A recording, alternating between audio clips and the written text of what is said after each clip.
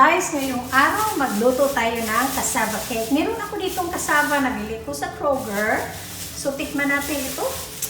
Dahil na-miss ko na ang cassava cake. From fresh root. Ayan si YUCA root. Ito cassava sa Pilipinas. So magawa tayo ng cassava cake and steam cake. Ayan. I-English natin steam cake dahil yung sa ating ay iba yung meaning sa kanila. Okay? Ito si cassava natin, napakalaki niya, ano? My goodness. Tingnan mo nga siya. So, siguro makagawa ako ng cassava cake at makagawa din ako ng steam cake.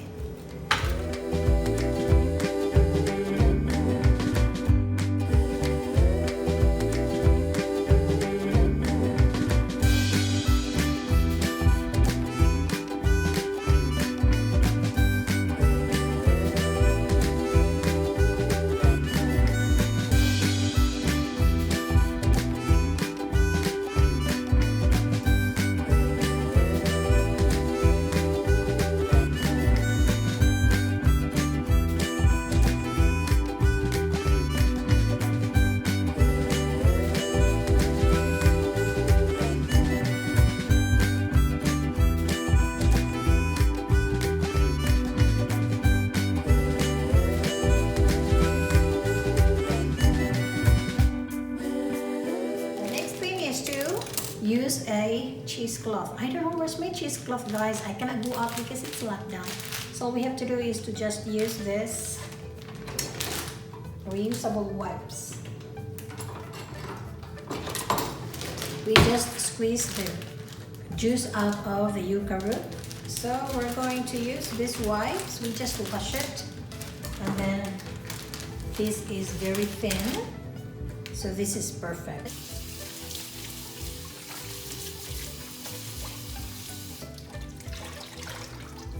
Since we don't have a cheesecloth, we're going to use these wipes to get rid of all the juice in our yucca root.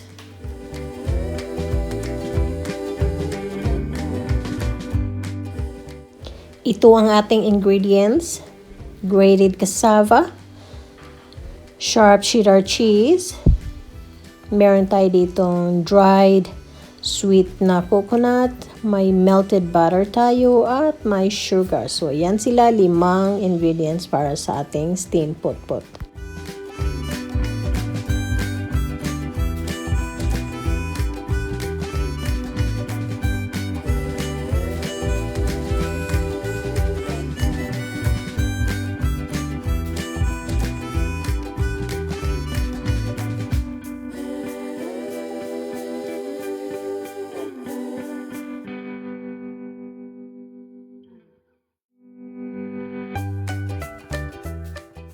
Dahil sa malaki ang nabili natin na cassava, ang nagawa natin is cassava cake oven bake. At ito naman cassava cake na steam natin. I-steam natin siya, guys. Tingnan natin gaano kasarap itong bago kong recipe na sweet and salty cassava cake.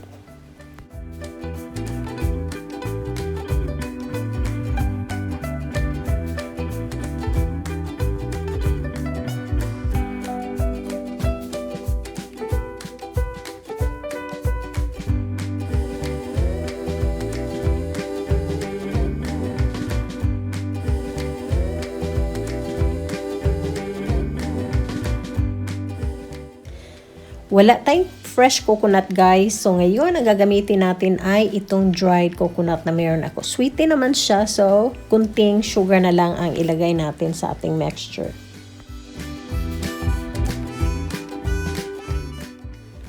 Then, add 1/2 cup of shredded cheese. Sharp ang gagamitin niyo, guys, para salty ang labas ng ating cake.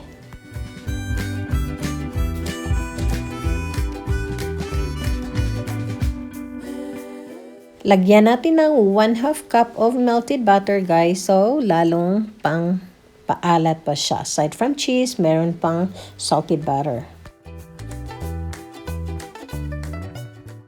1/4 lang i-add ninyo sa sugar, guys. Dahil 3 cups lang naman yan.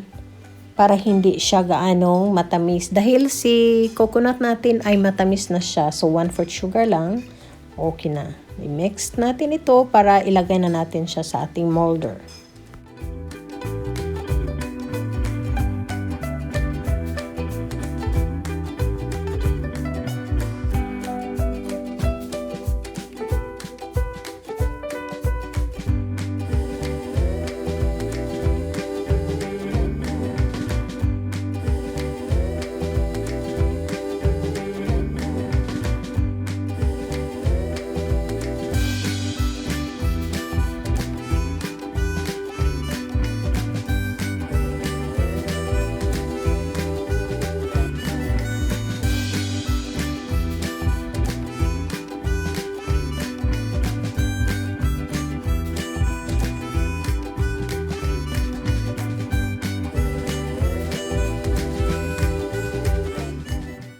So, ready na ang ating steam cake mixture. Ayan siya. Makagawa tayo ng marami dito.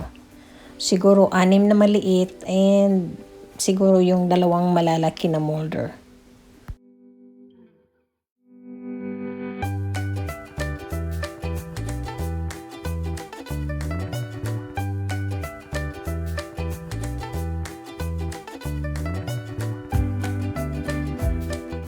Mga besh, huwag niyong kalimutang lagyan ng butter or oil ang ating molder para hindi didikit ang ating niluto.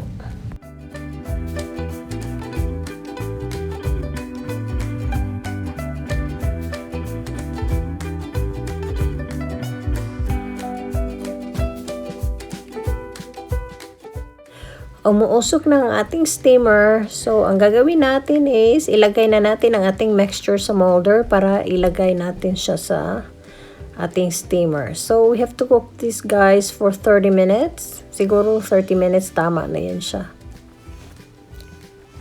Okay, let's wait and see.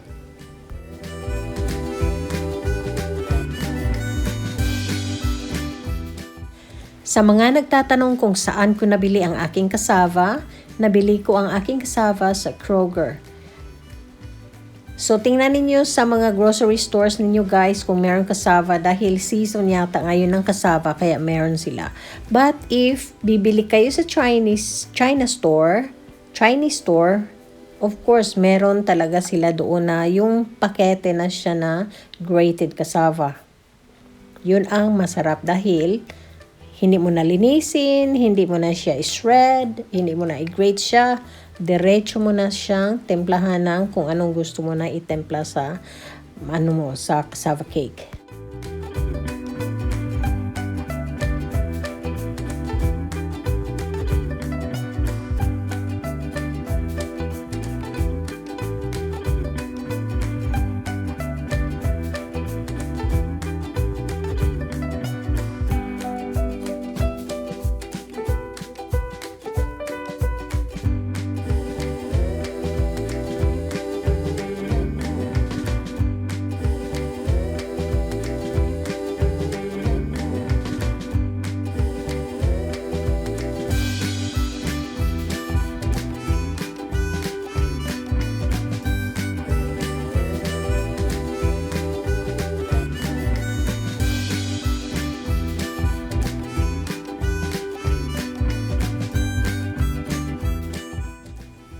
Well, check guys. Ayan, parang luto na siya.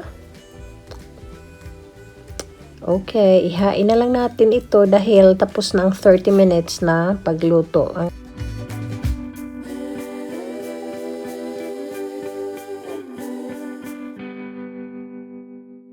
Wow! Success! First steamed cassava cake.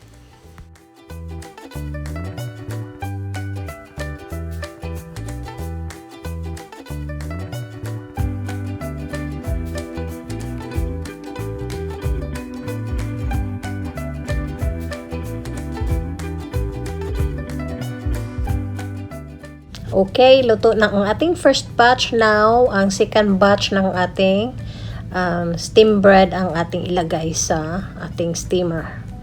But before that, lagyan natin ng tubig para hindi siya maughan guys. Ano yung maughan? Ma-dry or maubusan ng tubig. We still can make 2 more. Malaki pa nga siyang molder eh. Tingnan natin ito. Siguro iluto natin ito ng 45 minutes dahil medyo malaki siya.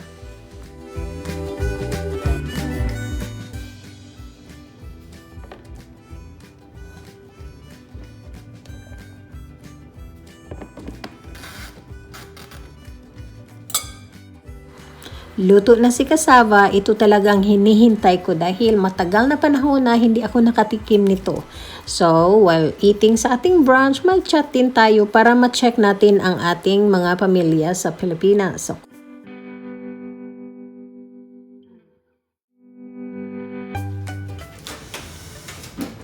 okay guys, we have here a very yummy yucca root. We call this cassava in the Philippines, cassava. So, we'll have a little bit of our brunch. I haven't eaten my breakfast, guys, because I'm waiting for this.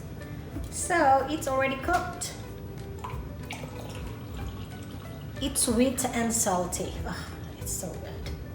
Sweet and salty. Cheers! This is sweet and salty since I add cheese in it. Instead of you eating the sweet and salty granola bars, yes, try my yucca root or cassava steam cake. And it's sweet and salty too.